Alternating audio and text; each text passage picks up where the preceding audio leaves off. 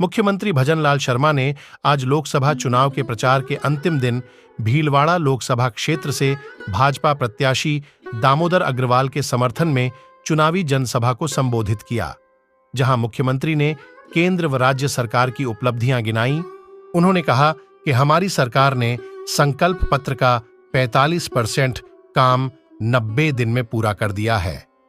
हम आपसे कह सकते हैं आने वाले 3 साल 3.5 साल के अंदर हम किसान को ऐसे बिजली देंगे कि जैसे भी ऑफिस में जा रहा है। ऑफिस में जाते हैं ना 10 से 5, हम किसान से कहेंगे कितने बजे चाहते हो, कि 9 बजे चाहते हैं तो 9 बजे जाइए, बटन दबाइए, 5 बजे आइए, बटन बंद करिए, घर आइए, बच्चों के साथ बीवी के साथ आराम से फिल्म देखिए, नाटक देखिए, समाचार सुनिए, भोजन करिए।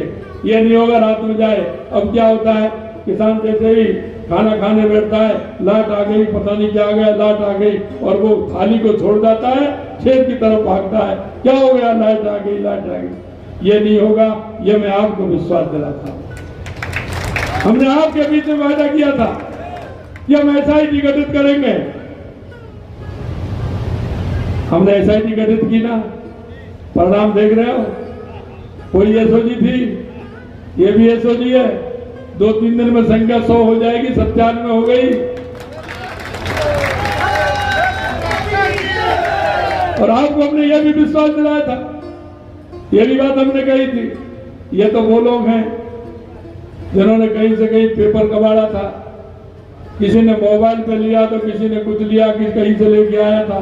ये तो खरीदने वाले थे, अभी दुकान वाले और बाकी है ना, हैं?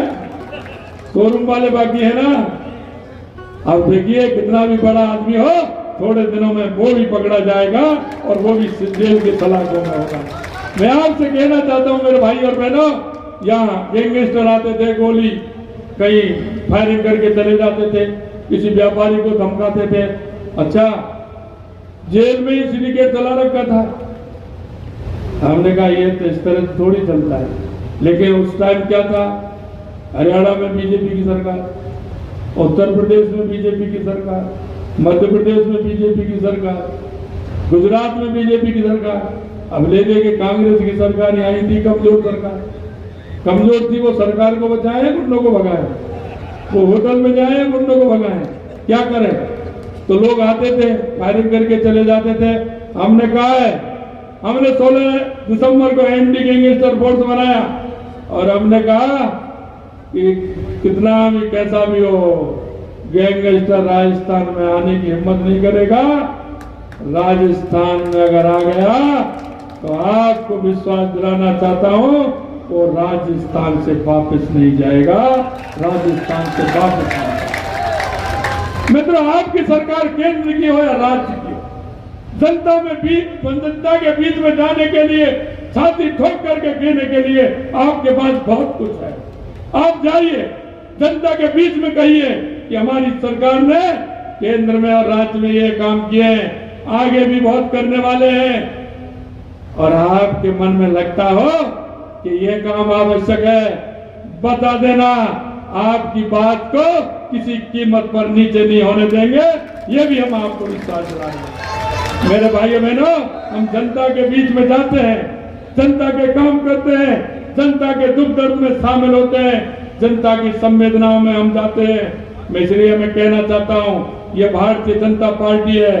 अरे अभी तो देखते जाइए, मोदी जी कह रहे हैं ना, अभी तो देखते जाइए, आने वाला समय आपका है। 4 जून के बाद देखिए, यह दुनिया के सबसे बड़ी महाशक्ति होगी, भारत सबसे बड़ी महाशक्ति है। हम 10 साल में 11वें स्थान से 5वें स्थान पर आ गए, 5वें से 27 में हम 3रे स्थान पर आने वाले हैं। और मैं ये कहना चाहता हूं, भारतीय जनता पार्टी के कार्यकर्ता पर इस देश और प्रदेश की जनता को विश्वास है, आप लोगों पर जनता का विश्वास है। वो कहते हैं कोई राजनीतिक दल ऐसा है ही नहीं। अगर उनके कोई राजनीतिक दल लगता है तो वो सिर्फ एक भारतीय जनता पार्टी लगता है, भारतीय जनता पार्टी लगता है। कांग्रेस के लोग जिस तरह से जातिवाद और धर्मवाद की बात करते हैं, हमेशा लूट और झूठ की बात करते हैं। कांग्रेस ने हर पार किया है, भ्रष्टाचार किया है। आप देख लीजिए, शुरू से ये कांग्रेसी भ्रष्टाचार की जननी रही है, कांग्रेस भ्रष्टाचार की जननी रही है। आते हैं, कैसा घोषणा पत्र लाते हैं मेरे से। मैं आज आ रहा था, पत्रकार पूछ रहे थे, भाई साहब आपके घोषणा पत्र में तो आपके तो संकल्प पत्र होता है, आप तो बीच में रखते हैं कि साहब हम ये करेंगे, ये होगा, ये होगा। कांग्रेस तो घोषणा करती है। मैंने कांग्रेस तो घोषणा बिल्कुल करती है। कैसे करती है? मैंने ऐसे करती है कि किसी के पिताजी थे,